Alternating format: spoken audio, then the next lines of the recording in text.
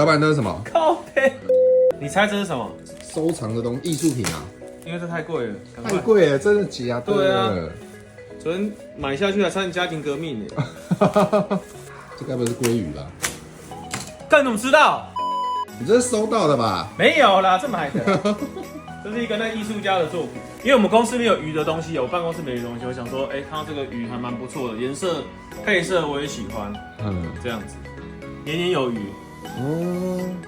来跟你们分享。记得关注万能中谷仓。